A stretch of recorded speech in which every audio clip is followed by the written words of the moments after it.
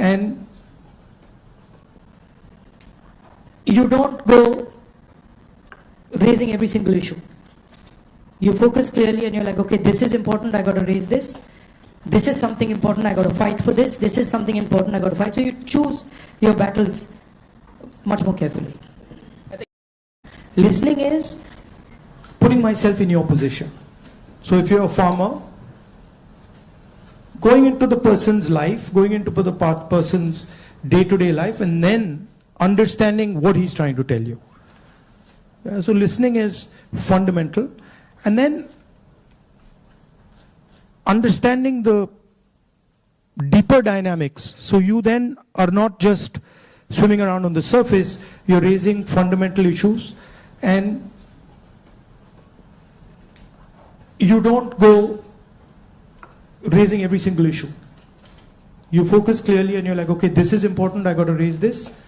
This is something important, I got to fight for this. This is something important, I got to fight. So you choose your battles much more carefully. I think you hit it on the head, that prioritization. So, very good definition of political strategy or business strategy. Understand clearly what you don't want to do. So don't sit there doing 50, 100 different things. Understand clearly, जो नहीं करना है, उसको पहले समझो, पहले कर दो. And then उसमें से 3-4 चीजें निकलेंगी, and then that's what you got to focus on. Well, I think back to the students, that's what we talk about. So this time you're hearing from Mr. Gandhi himself about prioritization. Now, a few things that you mentioned just takes me back a few months. A very unprecedented event happened in terms of the yatra. Personally, for me, a 30-minute walk on the treadmill, you can see 4,000 kilometers and connecting with people in a very different way. How has that changed your perception about people, and how has it helped you connect with people differently? See, the first question to ask is, why were we walking 4,000 kilometers? Right? You know, it's what created the need for us to do this?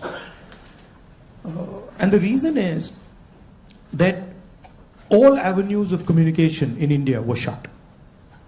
Every single avenue, no matter what we did, it was all shut. We spoke in Parliament, that's not televised.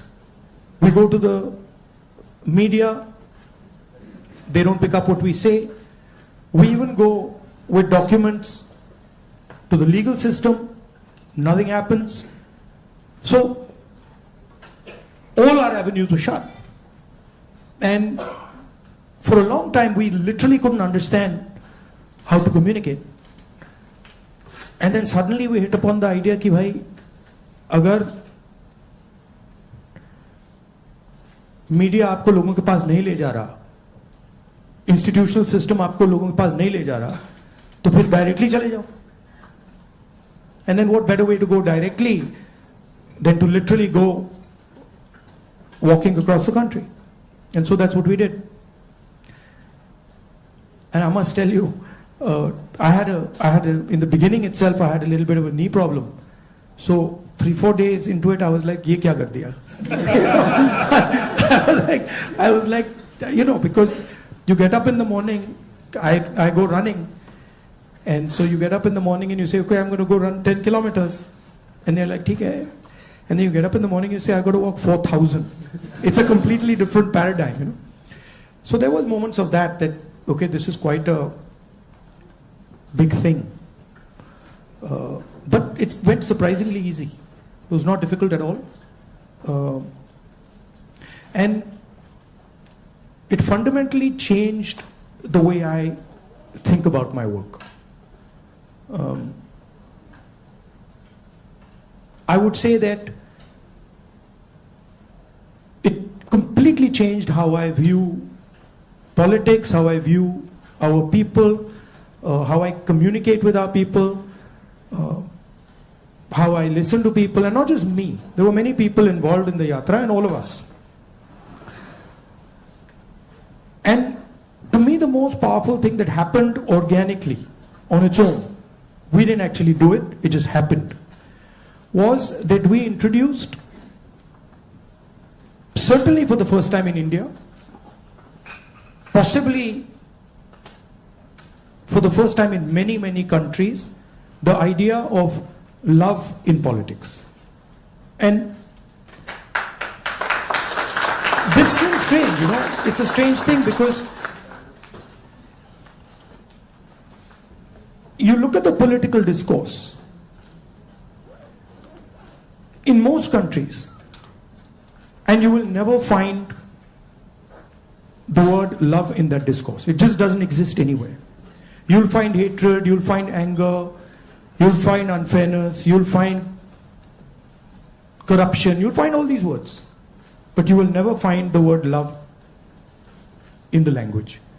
And the Bharat Jodo Yatra actually introduced that idea into the Indian political system. And it has amazed me how that idea has worked. So now when you reflect on the Yatra, you think about, you know, some of the key moments that happened. Is there any, like an aha moment that you want to share with us that you never expected it to happen, but it happened in a positive way? I'll tell you what I realized. And many of you people who are in business school and other public facing spaces, I realized that actually when I was in the Yatra was speaking on its own. So I realized that I was there, but pretty much everything that was coming out of my mouth was actually coming from the Yatra, not from me. Right? So there was thousands of people, they were telling me things that was going, I was listening to them, they were telling me things, and then their words were coming out of my mouth. So I was not communicating as Rahul. I was communicating as the Yatra was communicating.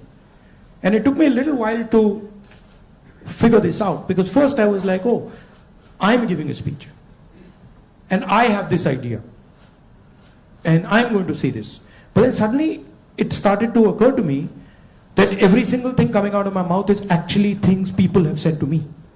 And the most beautiful example of this was this slogan that came, which is Nafrat ke bazaar mein mohabbat ki dukaan khol rahe ho, right?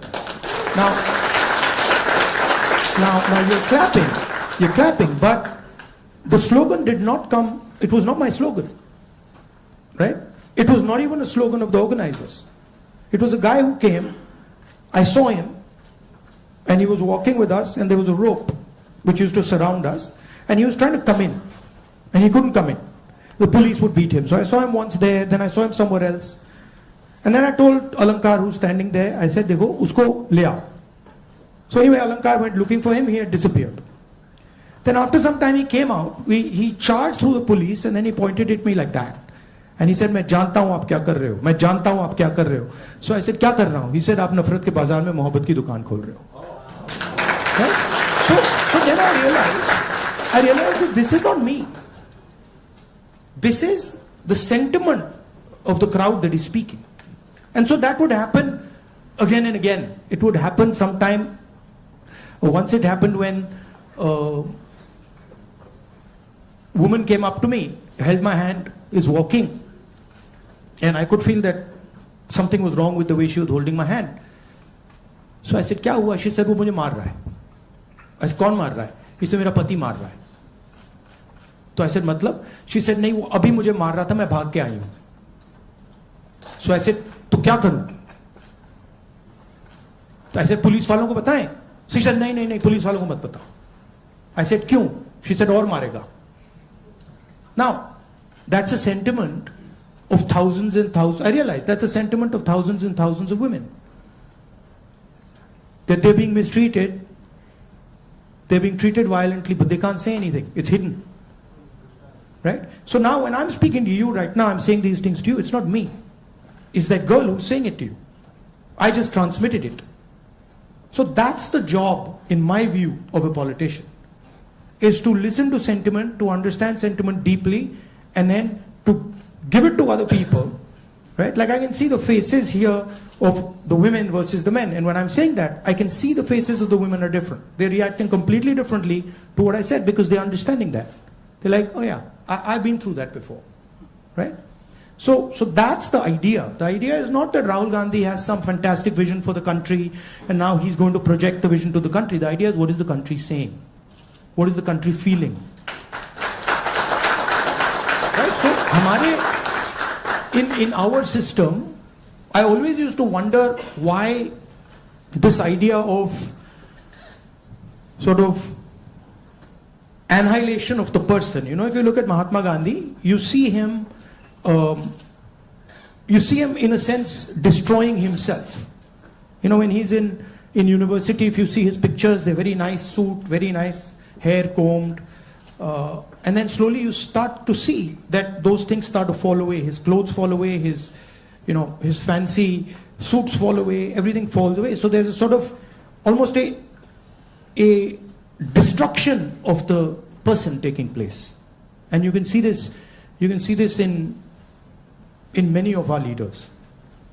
And the reason it's happening is because the person is actually dying and the voice of other people is taking over, right? I don't know, I'll give you an example.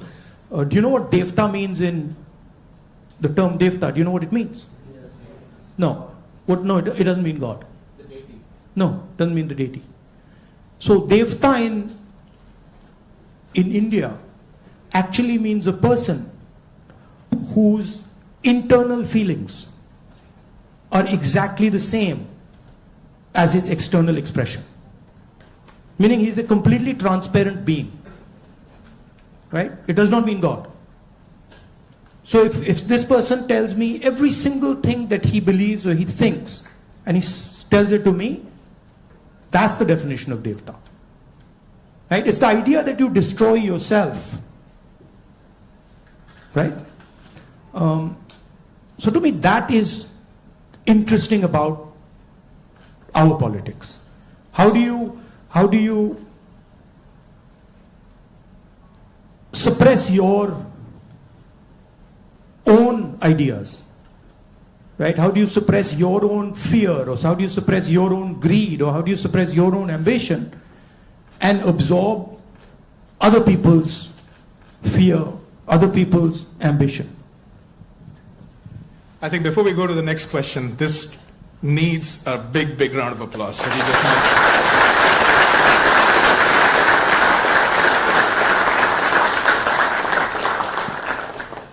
If you look at our big leaders, and historically,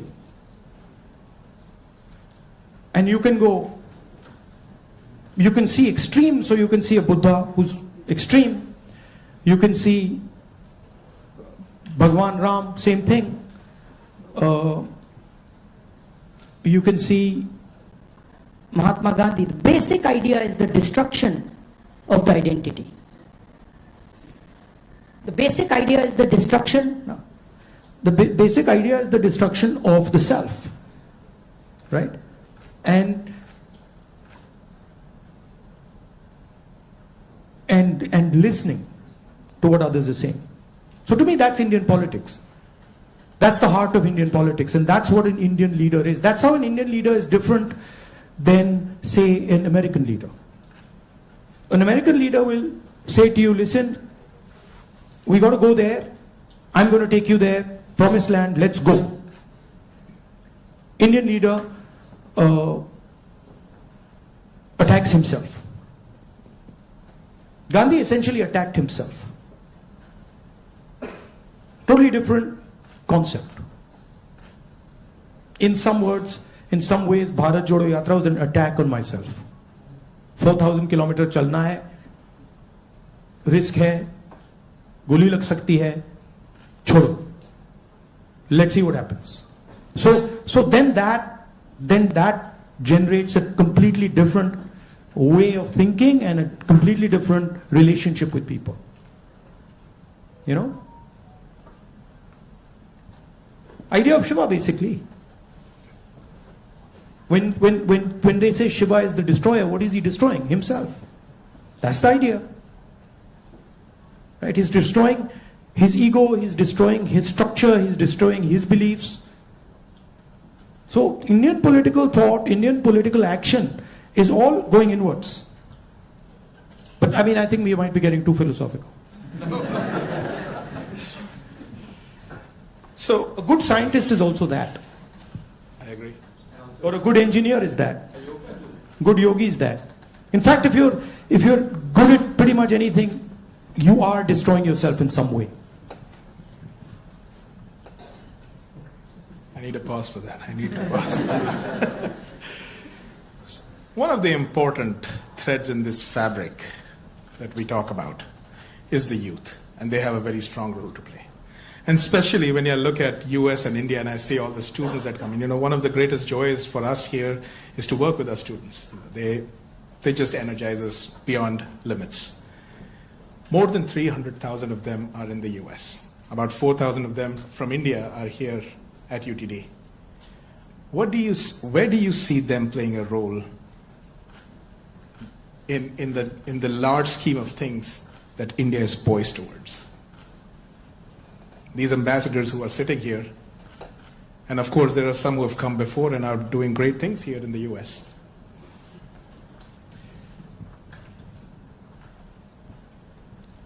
In one way, there you are a bridge between the rest of the world and India. So you have ideas and values that you bring to the United States. And often those ideas and values might not be understood so easily in the United States. Right? There's a different cultural ethos, different cultural system here. But your ideas are as valuable as anybody else's. In the same way, they also have a culture, an ethos here. Today I met some young guys just before I came here who came to the United States, not students, but people who, driving trucks and stuff like that. And they were saying to me, look, I said, what do you like about the United States? And they said that what we love about the United States is the idea of equality. That a truck driver in the United States gets respect. And as a truck driver in India, there's no way I could get respect. Right? Equality is a very powerful idea. And it's an idea that can help India in huge ways. So if you take back the idea of equality, take back the idea of fairness, that's a very powerful thing. So I think you should see yourself as a bridge. And the other thing is, what I've noticed in my life is that individuals can do huge things. And often it's individuals who you don't expect are going to do big things that do it. So system will say to you, university might say to you, these are the best students. And you'll find that actually the guy who's going to make change is sitting somewhere else in the back. And the university has a way of, making that person feel uncomfortable and said, you're not doing well, your grades are not, you're not getting a 4.0. And then suddenly you find the guy who's not doing so well has done much better in life because he's into the habit of questioning things, asking himself, why is it like this and not like that? And sometimes institutions don't react well to that. If they see you always asking questions, they might say, yeah, disturb kar raha hai isko, chup karo, piche bhejo. So that idea of questioning, that idea of resistance, that idea of being a little disruptive, disturbing a little bit, this is a very powerful idea. I use it in my work also. The idea of creating a disturbance. Bharat Jodo Yatra was a disturbance. Politics is going on like this, let's disturb it. We don't like the way it's going on, we want to do it like this. So I think that's powerful. If you understand the culture you're operating in, understand your culture, and then have this sense of, how can I do something to bridge it, how can I do something to disturb it, it's powerful. Talking about the same youth, I think the life of anybody who's young and is in some, like the 20s, the life is like a soap opera. Every day there is a new challenge. There is something that is. It's the life of somebody who's in his 50s, 60s, 70s. The soap opera continues. It's not that the soap opera stops at 30, yeah? Let me tell you. In fact, in many ways, the soap opera becomes much more dramatic later. Multiple soap operas start up. But so they have concerns. They have concerns about doing well in life. They're starting off maybe a professional career. They have questions about whether they'll do well or not. Employment also happens to be a key area and I feel across the world right now the youth is kind of rippling through that, a phase where there are questions about where they will land professionally from an employment perspective. So when we connect any sentence which has the word youth and employment in the same sentence, it's a cause of worry at a lot of places at a lot of different levels. What do you have to say about employment and our youth? See, first of all, let's be clear. Not everywhere on the planet has an employment problem. Okay? The West has an employment problem. India has an employment problem. But there are many countries in the world that don't really have an employment problem. China certainly doesn't have an employment problem. Vietnam doesn't have an employment problem. So there are places on the planet that are not struggling with unemployment. There's a reason. If you look at the United States in the 1940s, 50s and 60s, they were the center of global production. Anything that was made, cars, washing machines, TVs, all made in the United States. Production moved from the United States. It went to Korea, it went to Japan, eventually it went to China. And if you look today, China is dominating global production.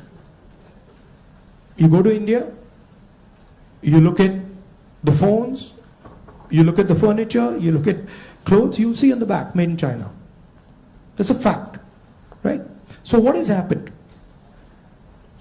The West, America, Europe, India has given up on the idea of production and they've handed it to China. The act of production creates jobs. What we do, what the Americans do, what the West does, is we organize consumption. Okay? Uber is organizing consumption. Okay? Foxconn is organizing production. Mahindra organizes production. Bajaj organizes production. These are the guys who create the jobs. And that is the problem. You're never going to employ India using IT, using consumption. It's not going to happen. So India has to think about the act of production and organizing production. And India has to, it's not acceptable that India simply says, okay, manufacturing, what you call manufacturing or production is going to be the preserve of the Chinese, it's going to be the preserve of the Vietnamese, it's going to be the preserve of the Bangladeshis, right? Bangladesh completely outcompetes us in textiles. Regardless of the problems they're facing right now, they wiped us off.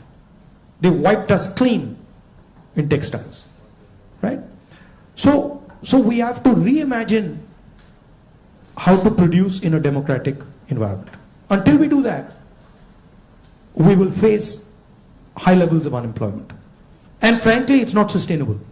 So you're going to see that if we carry on down this path of forgetting about manufacturing, you're going to see massive social problems coming in India and in the United States and in Europe, right?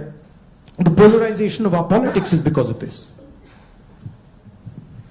We're getting ready to ask a few questions from the audience. Can we have the runners with the mics? But while we do that, Rahulji, in this, what you just spoke about, that even if people are fine with the way their jobs are and they're secured, we have a new challenge in the name of AI. And there's a lot of fears around that AI is going to take jobs away. Do you feel so as well? again, see, every time you get a new technology, the argument is made that it's going to take jobs away, right? When computers first came, it's going to take jobs away. When calculators first came, it's going to take jobs away. ATMs came, it's going to take jobs away. Okay, this is a fact. Now, what happens is, it does take jobs away from some people and then transfers them to other people, right? So, I'm not of the view that jobs will vanish, but different type of jobs will be created and different types of systems will benefit more or less, right? I think, for example, the IT industry in India is going to have a real big serious problem because of AI. But I don't really think a Bajaj making scooters is going to have such a big problem, right? So it's going to hit different people differently. It's going to take away some jobs, it's going to add some jobs. And if you're positioned properly, it's an opportunity. And if you're positioned badly, you're in trouble. I mean, I remember Mr. Vajpayee gave a speech that Indians don't need computers, right? And somebody else gave a speech that Indians don't need English. Computers created millions of jobs in India. It's a fact. So it depends. It depends how flexible you are and how well you're looking at the future. Thank you so much. We do have some folks here who would like to ask a few questions. So, can we get a mic here, please? Mr. Shroff, right here. Oh, Okay. First, let me Okay. add two questions. So first of all, thank you for the opportunity. Let's keep it to one question, please. Yeah. Yes, one question. So India has a young population. So what are your plans to modernize the education system and bridge the gap between the education system and employability? That is the first question. Let's keep it to sure. one, please. Thank you. Nimish. Should I just answer this one or you want to get, okay. I'll try. I think many people say that India has a skills problem. I don't think India has a skills problem. I think India has a skill respect problem. So India doesn't respect people who have skills. But I don't think there's any limit on the skills that are already available in India. Okay? Second, our education system doesn't connect with the business system. So you have a business system that is operating on its own, and you have a sort of ivory tower education system. And the education system in no way connects deeply with the skill structure of India. So I think bridging that gap, linking those two systems of skill and the education system, vocational training, I think is fundamental. I think currently huge problem in the education system is the ideological capture. So, you know, feeding ideology through the education system. Most of our vice chancellors today are placed by the RSS. It's an organization that has a very particular perspective on life, on history, on the future. That's really damaging. Having one organization that is placing all its people in our education system, I think that's damaging. So ensuring that people who run our education system are independent, are not, you know, ideological, or are not committed to sort of a particular way of thinking, I think is important. Thank you. Dr. Gupta. Rahulji, I have a question. What's your vision of creating growth in the industry, manufacturing? No, I don't see. Again, what what I think is not as important as what the large mass of Indian people think, right? One problem that you simply cannot solve if you continue on the direction we're on is giving our blue collar workers jobs. You simply, if you carry on this road, you simply cannot do that, right? The only way you're going to give our large mass of people jobs is if you start producing things, if you start manufacturing. And the foundation of manufacturing, you don't just start manufacturing cell phones, right? It is a sequence, right? So you have to go up the value chain if you want to manufacture. A lot of people say, oh no, you can manufacture cell phones directly. Well, cell phones are not being manufactured in India. Cell phones are being assembled in India. It's a different thing.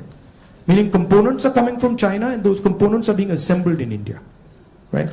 The reason China can develop those components is because they have a huge infrastructure that has manufactured many different things, many different types of things before. So you cannot get away from that basic stuff. And I think you have to have a vision for production. For example, our GST is designed against production. It rewards consumption, it punishes production. States that produce are harmed, right? Large monopolies, huge monopolies, harm production, right? They influence the policy regime so that players cannot produce. So these are some of the things that you would have to look at if you want India to start producing. I'm convinced India can produce with no problem. I'm convinced that India can take on China if you start aligning the country for production and if you start respecting skills. I'm absolutely convinced of it. And states like Tamil Nadu have already shown it. Right? It's not that Indian states have not done it. Pune has shown it, Maharashtra has shown it, Tamil Nadu has shown it, Karnataka to an extent has shown it. Right? So it is being done. But it's not being done at the scale and with the coordination that it needs to be done. I'll give you an example. You take any district in India, you will find that there is a historical network that produces there. You go to Moradabad, you will find brass, right? You go to Mirzapur, you will find carpets. You go to Bellary, you will find jeans. So each district has a traditional network of production. Now, how much support are those people getting? You want to create a brass industry, create it in Moradabad. Open the banks to them, infuse technology, support them, and I guarantee you, they will take on China. Right? And you can do it in every district. You support the Bellary jeans industry, you put in a couple 100 crores into that thing, you open the doors of banks to them, I guarantee you they'll get to work. Right? But currently, I mean a simple statistic, 16 lakh crore rupees of bank loans have been forgiven to 25 people. 25 people. Right? Do you realize how many industries you could set up with that? And they've just been forgiven. Right? When we forgive farm loans and we say, okay, we're going to forgive 70,000 crores for all India's farmers, the press suddenly jumps up and down. And 16 lakh crores have been forgiven without a word. And whose money is it? It's taxpayers' money. Where's it come from? It's come from your pockets. So why should 20 people get this massive free gift? Why should one person, suddenly have all the ports, all the airports, all the defense contracts? What is happening when you do that? You're taking away money from people. Instead of having one business that runs all the airports in the country and one business that runs all the ports, you could have 10, 15, 20, right? So it's all destruction of economic activity. Thank you. We can take something on this side. Can we have the mic? Can we please have the mic here? Rakshit, go ahead.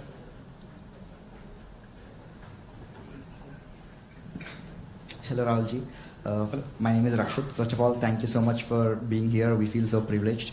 So my question is, how do you think we as students and youth contribute to and get involved in public service and the development of our country? Come and work with us. We can show you. But realize that neither is it easy, and it's not fun all the time. It can be unpleasant, it can be hard, but it's got its, you do get gratification from it, but it's not easy. And if any of you are interested in it, we run internships and we put people into our system and train people. Thank you. We had a question here, Mr. Shri. Rahulji, first of all, thank you for coming here and gracing UTD with your presence. I'm a faculty and I also represent a lot of students, so I'd like to ask, for everything we look at it and say there is always something you can even do better for something that you haven't done successfully. So looking back, Bharat Jodo Yatra was so successful. Couple of things what you could have done differently if you did it now. No, look, every single thing that you do, I mean, I'm sure if we sit down and say, okay, Bharat Jodo Yatra, we could have done it better, right? There's nothing that you do that you couldn't have done better or you can't do better. And that's just how life works. And these are choices. So I don't think I've ever done anything perfect in my life. And I don't think I will ever do anything perfect in my life. But it's a learning experience, right? So you start off, you try something, doesn't work, you do it again, and then it works. Yeah. Thank you. Take another question. One thing that I didn't think was important, because of something my father said to me once, which is strange, which turns out is quite important, which is that once my father told me, look, if you work properly, you don't need to tell anybody about it. Work speaks for itself. But it's actually not true. It's a strange thing, it's not true. You've got to communicate it. And the one thing I have fundamentally changed is that earlier I would do something and I wouldn't communicate it. And now I do something and I communicate it. It's not actually my nature. My nature is actually just to do it and not communicate it. But I think it is important that you communicate. It should be a two-way trust. Yeah.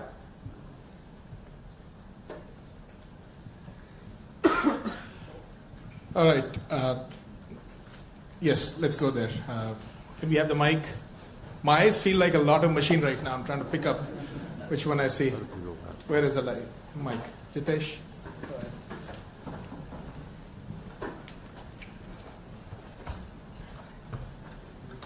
Thank you, Rahulji.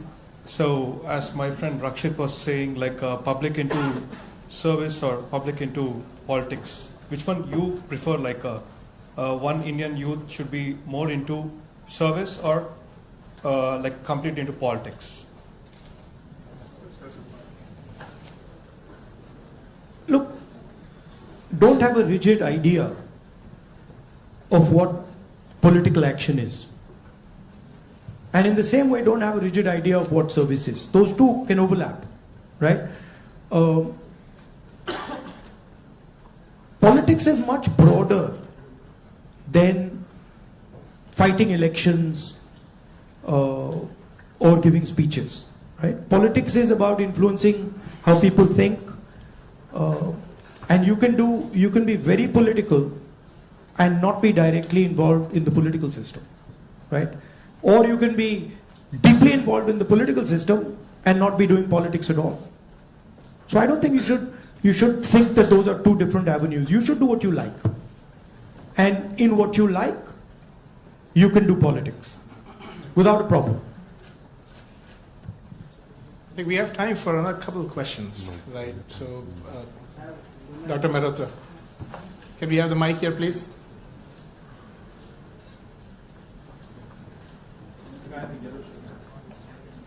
I'll get it. Okay. First off, thanks a lot for being here. It's a rare opportunity and we're truly grateful. To me at least, and I could be wrong here, it almost seems like there are two Indias. One that is reaping the benefits of the growth that we see, and then one that's being kind of bypassed. There's still unacceptably high number of people living in abject poverty who don't even have access to the very basic of quality education. What vision do you have to ensure that this India that's kind of been cut off at least gets some benefits, and that it's a little more equitable, the benefits of India's economic growth? There are clearly two Indias, and very small percentage of people benefit from India. The vast majority of people don't benefit from it. And if anybody talks about building a country, talks about progress, you simply cannot ignore this fact, right? If you look at our institutions, our businesses, our legal system, anywhere, you will find that it's captured by a very, very small percentage of people. Now, one of the things that I keep saying is that in the 21st century, you need data. And you need to understand the extent of this capture. I think when people actually understand the extent of this capture, they will be shocked, right? And so, for example, the idea of a caste census is a way of shining the light on this capture, right? It amazes me when people say, oh, there shouldn't be a caste census. It's like saying his leg is broken and there shouldn't be an X-ray. Why not? Right? What's the problem? What's the problem with an X-ray? Second thing is the issue of skill, right? You've heard of the Eklavya story? You've heard of the Eklavya story? Yes. If you want to pin down what is happening in India, it is millions and millions of Eklavya stories every single day. The people with skill, their thumbs are being cut off. They're not being allowed to operate. They're not being allowed to thrive. And it's happening across the board. So, respect for skills, supporting skills financially through technology, that's how you'll unleash India's power. You're not going to unleash India's power by empowering 1%, 2% of India. And, it's not interesting for me. So, I'm very passionate about this. I'll give you an example. Sometime back, when we were in government, we were talking about skill development. And the gentleman who was running, he was appointed by Manmohan Singh ji for skill development. He came to see me. And we were having a conversation. And he was explaining to me how he was going to build ITIs. And he was going to put trainers inside ITIs. For plumbing, for hair cutting, for carpentry, for stuff like that. And I was listening to him. And I asked him a question. And what I said was, look, you're building these ITIs. And I gave him an example. I said, let's say you want to train 1 million barbers.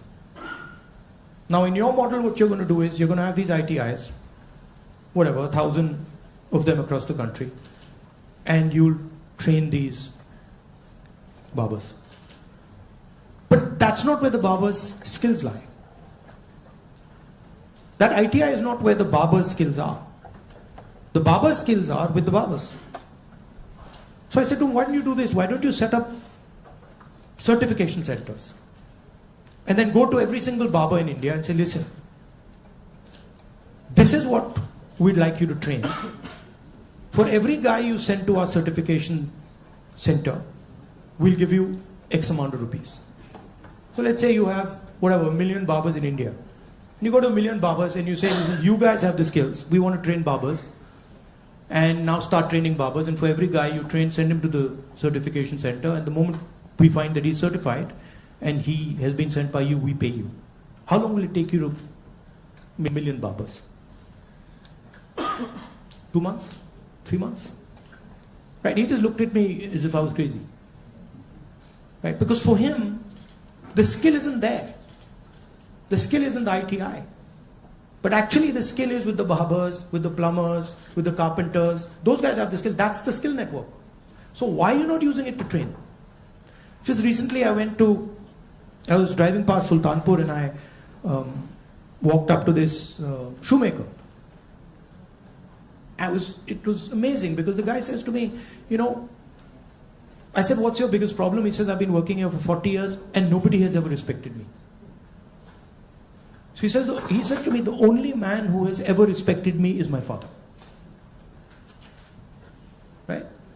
So I was thinking about this. And then he says to me, there was this scheme. And they said that, they've got this scheme for shoemakers. It was in Lucknow somewhere. So he says, so I, went to Lucknow. And I said, so what did they do? They said they're going to teach me how to make shoes. He says, but I've been making shoes for 40 years. And I could teach those people how to make shoes. Right? So it's a fundamental disconnect with where the skills are. There's no shortage of skills in India. There's shortage of respect of skills in India. So you want to find the best carpenters in the world, they're sitting in India. But nobody respects their skill. Nobody actually tells them we believe in you and we want you to build something. Right? So you can't build industry without respecting skill. Thank you. Maybe we are in time for one last question. So the lady here in the stripes, can we mic to her? And I request our ISA officers to come on this side, please, on the stage, while we do that. Go ahead. So as we all know, the female labor participation in India is quite abysmally low, and no country can ever progress or become developed with only 50% of their population working. So what would Mr. Gandhi's plan be for increasing our labor participation of women? It's not just labor participation. It starts with a bad attitude that Indian males have towards women. And I don't mean every single Indian male, but a large number of Indian males' attitudes towards women is just, it's ridiculous, right? So it starts there. And it's a particular way of thinking about women. And we see it in the political system, we see it in the business system, we see it everywhere. So I'm very big, number one, on political participation of women. Reservation bill to start with. Ensuring that women get into business. Ensuring that women are supported financially if they want to open their business. And then making sure that it is made easier for women to participate, right? Women have their own particular issues that you need to take care of before they can start to participate. So I think the first thing is of thinking of women the same way you think of men, right? That they can do anything men can do, if not better, and that they are equal and better in many, many things. Yeah. Also, by the way, this is part of the ideological fight between the BJP and us, right? The BJP and the RSS believe that women should be restricted to a particular role. They should stay at home, they should cook the food, they should not talk too much, right? And we believe that women should be allowed to aspire to whatever they want to do. Well, Mr. Gandhi, if I just say that it was great having you on campus, that is a big, big understatement. But can we give him a round of applause?